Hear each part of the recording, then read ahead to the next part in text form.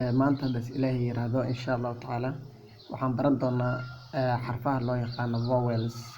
vowelska laba nooc oo dadka in badan dhibtay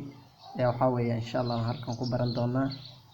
inkastoo jiraan noocyo kale oo wali loo akhriyo vowels waxa la yiraahdaa shanta shaqalka vowels waxa ugu horeysa ayaa ugu horeysa marka ay tahay looma akhrinayo deeda waxaad u akhrinaysaa bag mat rat fat sada dada ayaan akhrineynaa haddana aan akhrineynaa fiiri wada dambaysa bell wake red make name cake kulli xarfahaas waxa u dambaysa wada dambaysa marka waxa ka dhigay daas u dambaysa ka dhigtay oo loo akhrinayo bed let send men ten set waa markay labada consonant ayada kale u dhaxayso markay laba israacaan ayaa soo akhrinaysaa waa jiidaysaa c 14 knee 15 free fee ay noqonaysaa waa la jiidaa laba markay istaan double is qoreen markay raacdan waxa loo akhrinaa wali sida camal c fiiri bean tea real clean mean marka waxaad ogaanaysaa laba oo israacday iyo oo israacay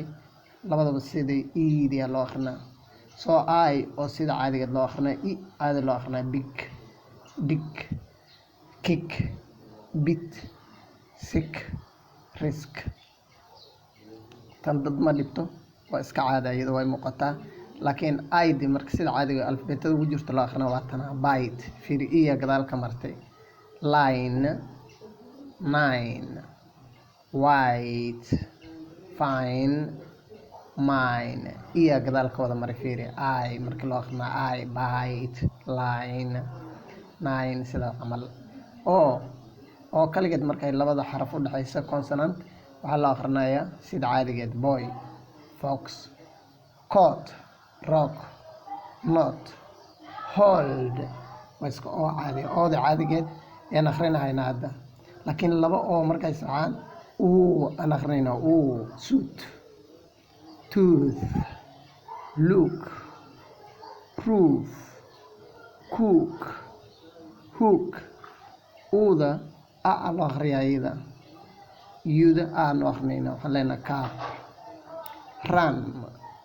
mad fun sun gun ayaan u akhrinaynaa